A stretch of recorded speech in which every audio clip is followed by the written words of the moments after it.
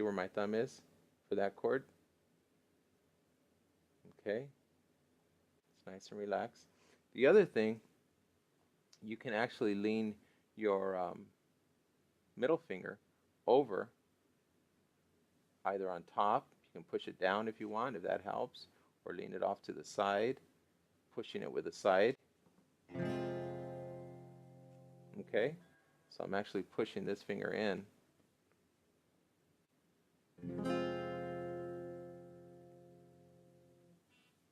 Or you can try it like that. Okay, just kind of lean it on, not a lot, just lay it on top. Okay.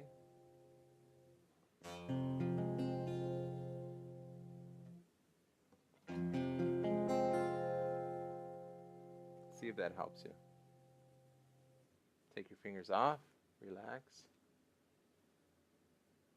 All right.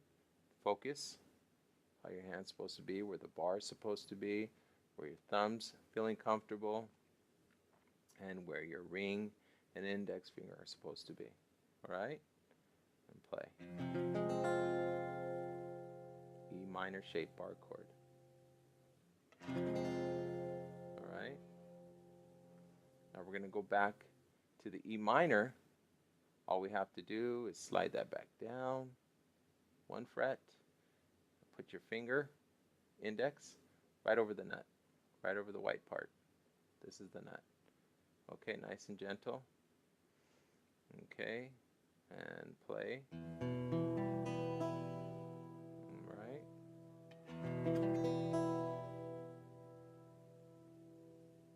Hear that? Nice and even. Every note's ringing.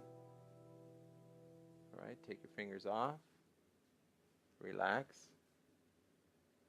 Get our fingers back on the E minor chord, but with these 2 fingers.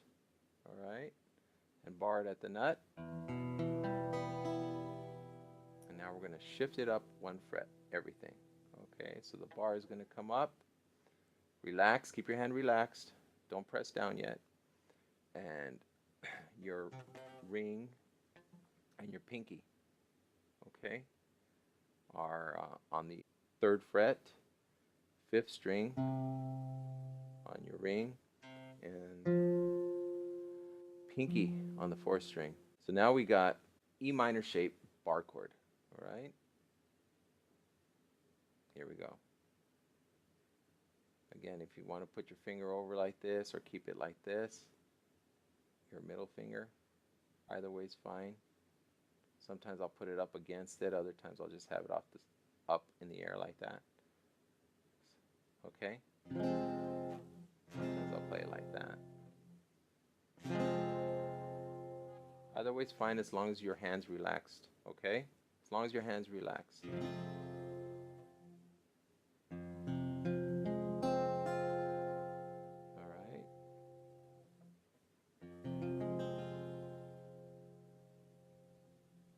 Little micro movements. Another thing you could do that can help you, as far as micro movements, you can see where my index finger's at. All you have to do is maybe move it up just a little bit. Grab a different part of your joint over those strings.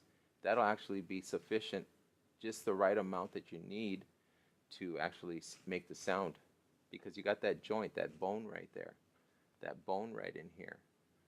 It's hard right here. And then you got like a little, maybe a little groove right here that I can feel in my finger anyways. But you got the joint, and if you got that pressed up, just with little micro movements, you can grab the other strings, and I can feel it, you know, where exactly my finger should be to get those notes. Okay, so again, little micro movements on your fingers that you're going to feel and say, okay, wow, every time I do that, I feel exactly where my index finger's at. Okay? Every time I grab that chord, I see that my finger's a certain way. Let me look at it. Okay, it's a certain way that it's grabbing all those notes. So let me see. Yep. So I'll take a look. Okay. Look, that's where it's grabbing right there. You see? For me. All right? It looks worse than it actually feels. For me, it doesn't hurt. You know, it's red and you see the grooves in there and stuff like that, but it doesn't hurt. So put your finger over. I'm so used to grabbing the chords. All right.